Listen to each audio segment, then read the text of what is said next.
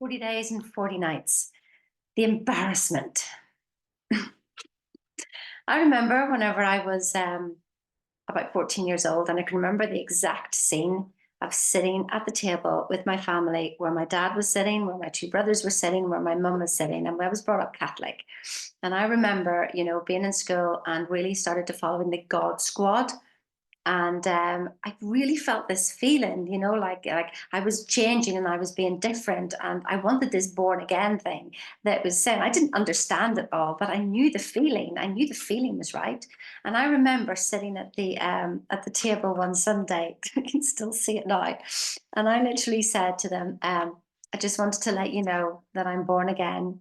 Well, you can imagine the table went quiet, and then they all burst out laughing and told me how stupid I was, blah de blah de blah de blah. I mean, they literally thought it was hilariously funny. And then I just carried on eating my dinner.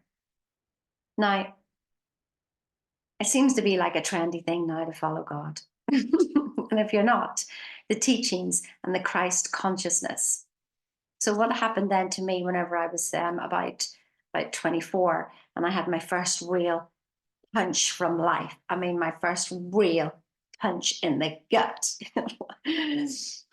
And I remember standing and realized that I felt like I'd been lied to my whole life. I mean, my mum was even worried about me at that time, that she sent me to the Catholic priest in Belfast. And without going into it, I came away from that sort of feeling lighter, but I had also completely renounced God. I thought I'd been lied to my whole life. This is how you're going to grow up. This is what you're going to do. And this is what's going to happen. And it happens for everybody else. But clearly not you, Sheena. You obviously weren't good enough to have the life that everybody else, pretends to have, that is a brilliant, perfect life. And so when I had that first punch in the gut, I literally renounced God. And it's only recently, whenever you go through certain things in life, that you get another huge carpet pull away from you. A couple of times, because I didn't get the answer the first time. And then this time, it wasn't just me, it was my kids as well. And so when that happens, and we're all brought to our knees through different circumstances, and you finally just stop and go, stop thinking. I cannot think my way out of this. I'm 54. I don't have the answer. I don't have the answer. And I completely surrendered. And I heard this voice saying, finally, finally, you get it. Like, you thought you've had all the answers, doing everything on your own. And I've been here backing you up the whole time. And I looked at my life and I realized, oh my goodness, every time the carpet was pulled away, another one was put in. Something be pulled away, another one was put in. And I literally stopped being afraid of what could happen and what people thought and blah de blah de blah. And the freedom that I felt. And I went, why didn't I do this sooner? And now I'm seeing, my children going through different things as well. And now they're realizing as well. It's just like, oh my goodness, there's always been this backup. The universe has always been here to back. You can call it universe, you can call it consciousness, you can call it God, you can call it source. Whatever it is that is flowing through our bodies is your life energy. It is light. I mean, it is proven by science. So in this 40 days to 40 nights, I think this world is calling for a God.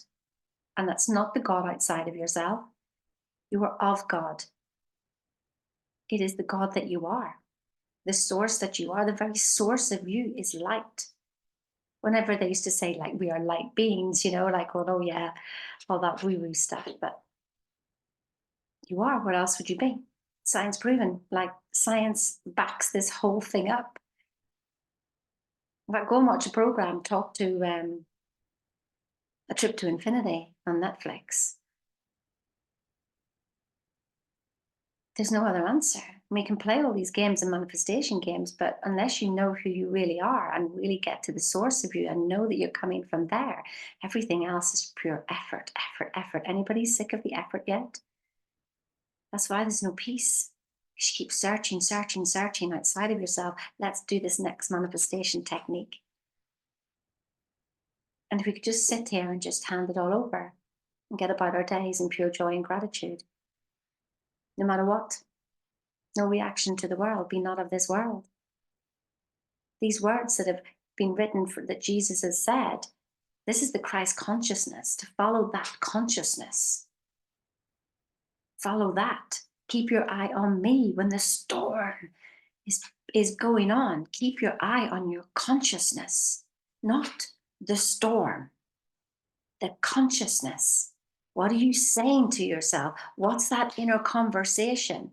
Make sure it is good, because everything that comes from the universe, one voice, what you are saying is being reflected right back at you. Can you see now? Following God isn't a God outside. It is being true to yourself. At one mind, atonement, at one ment. Being one with self. There is no Sheena. They can't even find a Sheena. They can't find a you. They find all the controls, but no controller. Who is the controller?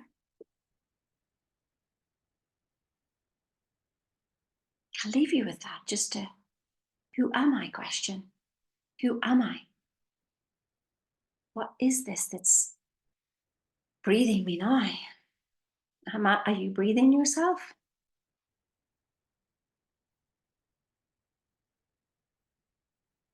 Bit of a longer one today.